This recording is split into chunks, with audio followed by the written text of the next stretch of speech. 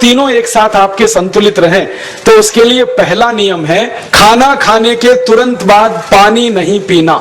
ये पहला नियम है। आप बोलेंगे ये तो बड़ी मुश्किल बात है, खाना खाते ही पानी पीते हैं हम तो सबके सब, और बिना पानी पिए खाना ही नहीं खाते। कई लोग तो खाने से ज्यादा पानी पीते हैं, खाना कम खाते हैं, पानी ज्यादा पीते हैं। ये खाना खाने के बाद पानी कभी भी नहीं पीना, क्योंकि महर्षि भागवत कहते हैं भोजनांते विषम वारी, माने भोजन के अंत में पानी पियो तो जहर के पीने के जैसा है। इसलिए वो कहते हैं कभी भी खाने के तुरंत बाद पानी मत पियो।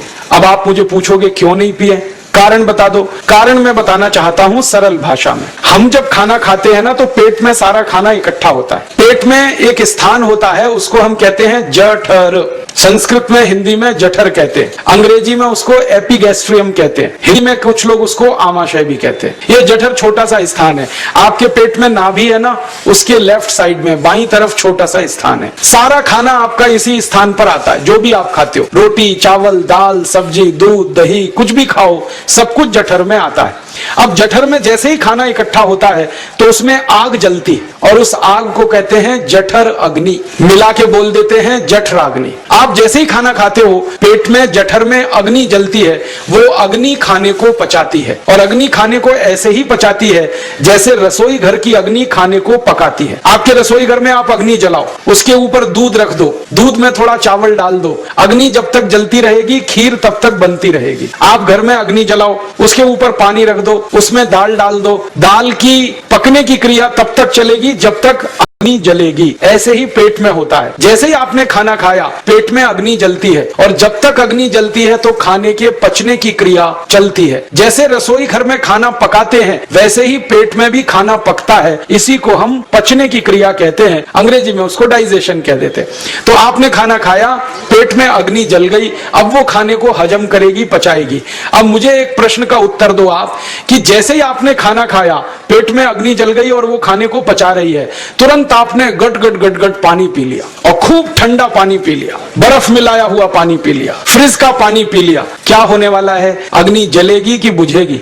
अग्नि के ऊपर पानी डालो तो अग्नि और पानी की दोस्ती नहीं है, दुश्मनी है। पानी अग्नि को बुझा देता है। तो आपने खाना खाया, अग्नि जली, पीछे से गट गट पानी पी लिया, अब अग्नि शांत हो गई। अब खाना पचेगा नहीं, तो वो पेट में पड़ा पड़ा सड़ेगा, और सड़ा हुआ खाना 100 से ज्यादा विष पैदा करेगा, और वो 100 विष आपकी जिंदगी को नरक बना देंगे, और जिंदगी भर आप बीमार पड़े रहेंगे। आपको मालूम है, कई लोग कहते हैं मुझे पेट में बहुत गैस बनती है। ये गैस उन्हीं को बनती है जिनका खाना हजम नहीं होता। कोई लोग कहते हैं कि मुझे पेट में जलन होती है, ये जलन उन्हीं को होती है जिनका खाना पचता नहीं। कोई कहते हैं कि मेरे पेट में एकदम गुम हो जाता है, फूल जाता है। ये सब वो लक्षण हैं जब खाना पचता नहीं। तो खाना पचेगा नहीं तो सड़ेगा, सड़ेगा तो विष पैदा करेगा, और वो विष आपको बीमार करेंगे। इसलिए महर्षि भागवत ने कहा खाना खाते ही पानी मत पियो। समझ में आया? फिर आप बोलोगे कितनी देर तक नहीं पिए? कम से कम 1 घंटे तक। 1 घंटे बाद पानी पियो। आप बोलोगे जी 1 घंटा क्यों? ये जो अग्नि जलने की क्रिया है, ये लगभग 1 घंटे तक ही चलती है पेट में। उसके बाद अग्नि अपने आप शांत हो जाती है, उसके बाद पानी पी लो। तो खाना अगर 10 बजे खाया तो 11 बजे पानी पियो, 11 बजे खाया तो 12 बजे पियो, 12 बजे खाया तो 1 बजे पियो, 1 घंटे बाद पानी पियो।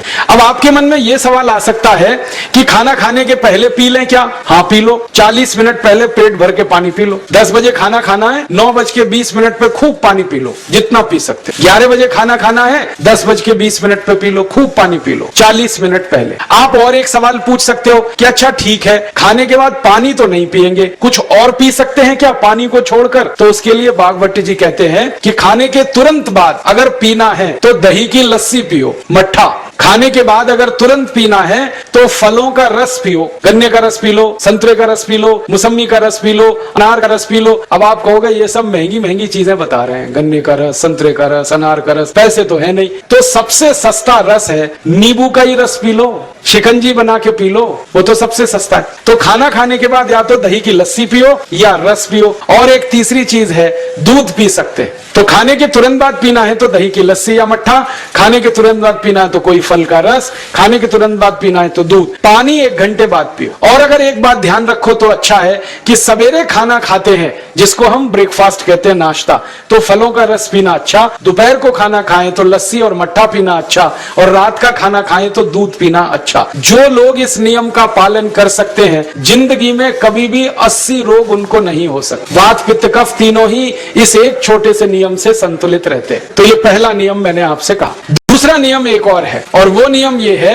कि पानी कभी भी पियो, घूट घूट भर के पियो। जैसे गरम चाय पीते हैं, गरम कॉफी पीते हैं, गरम दूध पीते हैं, एक एक घूट भर के, एक एक सिप करके, ऐसे ही पानी पीने की आदत डालो। ये मुंह में एक बार गिलास लगा लिया, गटागट उसको खाली कर दिया, ये तरीका गड़बड़ है। 1 घूट पानी, 2 घूट पानी एक बार में उतना ही पियो। आप बोलोगे ये क्या चक्कर है? बात ऐसी है कि एक एक घूट पानी जब हम पीते हैं तो मुंह की लार पानी के साथ मिलकर पेट में अंदर जाती है, और ये जो मुंह की लार होती है ये क्षारीय होती है और पेट में हमेशा अम्ल बनता रहता है। तो 1 घूट पानी पिया, मुंह की लार इसके साथ अंदर गई, 2 घूट पिया और ज्यादा गई, बार बार लार अंदर जाएगी तो क्षार पदार्थ पेट के अम्ल के साथ मिलेगा। पेट में अम्ल बनता है, मुंह में लार क्षारीय होती है, तो ये क्षार को अम्ल में मिला दिया जाए और ये अच्छे तरीके से मिलकर पेट में जाए तो कभी भी कोई व्यक्ति के पेट को अम्लता नहीं होती, एसिडिटी नहीं होती, और पेट में अम्लता नहीं होती तो रक्त में अम्लता नहीं होती, और जिनके रक्त में अम्लता नहीं होती उनकी जिंदगी में कभी भी वात पित्त कफ के असंतुलन की स्थिति पैदा नहीं होती। इसलिए पानी घूट घूट करके पीना। मैं आपको एक छोटा सा मेरा ऑब्जर्वेशन बताता हूं, परीक्षण। आप भारत देश में या दुनिया में कहीं भी जाओ, मनुष्य को छोड़कर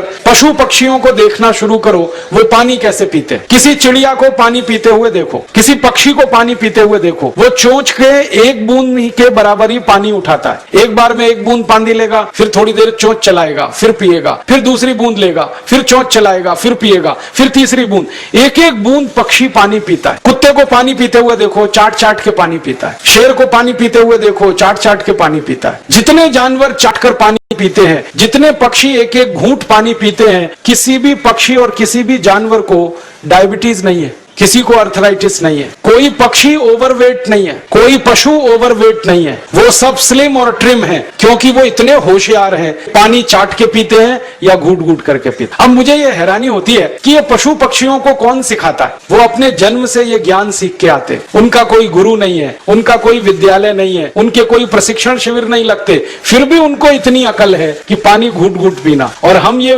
मनुष्य जिनके इतने गुरु, इतने विद्यालय, इतने कॉलेज, सीखने वाले, सिखाने वाले, और हम मूर्खों के मूर्ख घटाघट पानी पीते रहते। तो पानी पीने का तरीका बदल दो, घूट घूट भर के पानी पियो। ये दूसरा नियम है। तीसरा नियम है कि जिंदगी में कितनी भी प्यास लगे, ठंडा पानी कभी मत पियो। बर्फ डाला हुआ पानी, फ्रिज में रखा हुआ पानी, वाटर कूलर का पानी जिसका तापमान बहुत कम है, ये कभी मत पीना। क्यों? क्योंकि शरीर आपका गर्म है और पानी ठंडा है। अब होता क्या है वो मैं समझाता हूं सरल भाषा में। पेट तो गर्म है, अब इसमें ठंडा पानी डाल दिया आपने तो अंदर झगड़ा होता है। और झगड़ा क्या होता है? या तो पानी पेट को ठंडा करेगा या पेट पानी को गर्म करेगा। अगर पानी ने पेट को ठंडा कर दिया तो पेट के ठंडा होते ही हृदय ठंडा होता है, हृदय के ठंडा होते ही मस्तिष्क ठंडा होता है, मस्तिष्क के ठंडा होते ही आदमी ठंडा होता है, और आदमी ठंडा होते ही राम नाम सत्य होती है। आपको मालूम है जब शरीर ठंडा पड़ जाता है तो घर में भी नहीं रखते, निकाल के बाहर सड़क पे रख देते। जो घर आपने बनाया अपनी मेहनत से, शरीर के ठंडा पड़ते ही निकाल बाहर करते हैं उस घर में से, और फिर चिल्लाने लगते हैं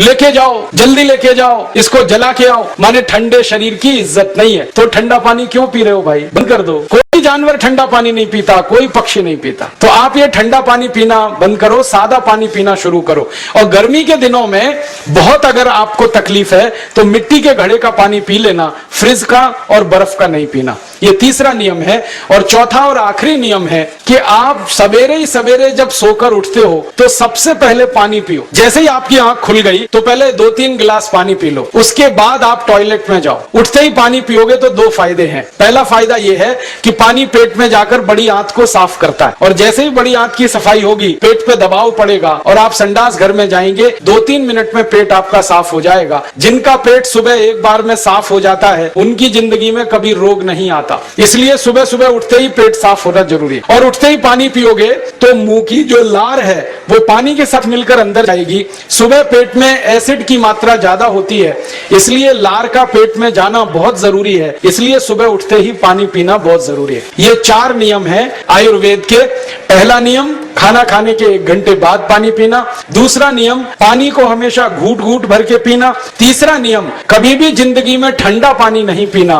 और चौथा और आखिरी नियम, सवेरे उठते ही सबसे पहले पानी पीना। 4 नियमों का पालन जो भी अपने जीवन में कर सकता है वो वात पित्त कफ तीनों को संतुलित रख सकता है। और जिसका वात पित्त कफ संतुलित है उसके जीवन में बीमारी नहीं आती है। और जो बीमार नहीं पड़ते हैं वो स्वस्थ और तंदुरुस्त और सुखी रहते हैं। उनकी जिंदगी का खर्चा कम होता है और देश का भी बहुत सारा पैसा बचता है। आपको शायद मालूम है या नहीं, 1 साल में हम जब बीमार पड़ जाते हैं भारतवासी, तो साल का करीब 6 लाख करोड़ रुपया हमारा खर्च हो जाता है उन बीमारियों का इलाज करने। इसलिए इतना पैसा फालतू में हम खर्च करें हर साल 6 लाख करोड़, ये बहुत बड़ी रकम है। इससे बेहतर ये है कि हम बीमार ही नहीं पड़ें और स्वस्थ रहें, सुखी रहें। और ये 6 लाख करोड़ का जो खर्चा हम करते हैं बीमार पड़ने पर, अक्सर ये एलोपैथी की दवाएं खाने में खर्च होता है। और जो एलोपैथी की दवाएं हम खा रहे हैं, जैसे paracetamol, Baralgan, Butazone, oxyphenbutazone, aspirin, Disprin, Novalgin, ये सब ऐसी खराब दवाएं हैं जो दुनिया के देशों में 20 साल पहले बंद हो चुकी हैं, भारत में धड़ल्ले से बिक रही हैं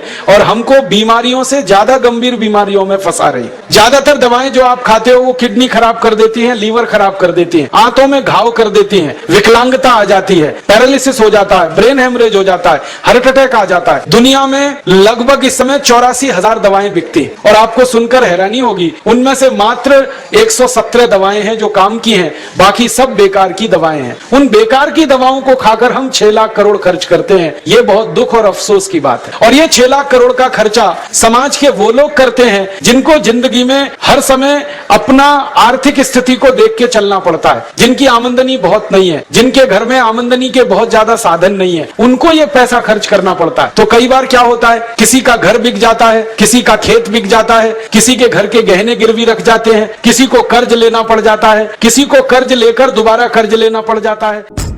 अभी 5वां नियम है, जब भोजन करना हो तो भोजन को धीरे धीरे खाना, चबा चबा के खाना। मराठी में कहते हैं ना, हड़ू हड़ू घ्या, सावकाश घ्या, धीरे धीरे खाओ, थोड़ा थोड़ा चबा चबा के खाओ। अभी कितना चबाएं? तो आयुर्वेद में कहा गया जितने दांत उतनी बार भोजन चबाओ। तो आप कहेंगे 32 दांत, तो 32 बार चबाओ। भाकरी का एक टुकड़ा मुंह में रखा, 32 बार चबाना, तो बिल्कुल लार के साथ मिलके अंदर जाएगा, बहुत जल्दी हजम होगा और सबसे ज्यादा ताकत शरीर को देगा। इसलिए खाना धीरे धीरे चबा के खाना, 5वां नियम। 6ठा नियम है, जब भी भोजन करना तो जमीन पे बैठ के करना, भूमि पे बैठ के करना, खड़े खड़े नहीं। आजकल कुछ पढ़े लिखे लोग खड़े खड़े खाना खाते हैं, बुफे सिस्टम। ये बुफे सिस्टम नहीं, बफेलो सिस्टम है। मछली खाती है खड़े खड़े, आदमी के लिए नहीं है ये। लेकिन ये पढ़े लिखे लोग हैं ही इडियट, करें क्या उसका। अमेरिका यूरोप की नकल करके खड़े खड़े खाना खाते हैं। खड़े खड़े खाना खाने में तकलीफ क्या है और जमीन पे बैठ के खाने में क्या फायदा है वो जानिए। जब हम भूमि पे बैठे हैं ना, ऐसे करके सुख आसन में आलती पालती मार के ऐसे बैठ गए, तो हमारा जो नाभि है ना, वो गुरुत्वाकर्षण बल के सीधे संपर्क में है। गुरुत्वाकर्षण बल नाभि पे जब केंद्रित होता है तो नाभि चार्ज होती है, फिर उसके बगल में जठर है वो भी चार्ज होता है, अग्नि बहुत तीव्र होती है। तो इस स्थिति में बैठ के जो खाना खाए बहुत जल्दी हजम होता है। इसलिए जमीन पे बैठ के खाना खाना। फिर आप बोलेंगे डाइनिंग टेबल, डाइनिंग टेबल अच्छा नहीं है, कुर्सी पे बैठ के खाना कभी नहीं खाना। गड़बड़ क्या है, इसमें गुरुत्व केंद्र बदल जाता है और फिर वो खाना जल्दी हजम नहीं होगा। तो आप बोलेंगे डाइनिंग टेबल लाया तो अब क्या करना। डाइनिंग टेबल लाया है तो बेच दो, बेकार है वो, कुछ काम का नहीं है। अब बहुत लोग कहते हैं बेचने का दिल नहीं करता, तो मेरा एक सुझाव है, उसका पांव काट दो, एकदम नीचे आ जाएगा। तो जैसे पाटा होता है ना, लकड़ी का पाटा, वैसे डाइनिंग टेबल पे थाली रख के आप जमीन पे बैठ के खाना, उसका ये उपयोग।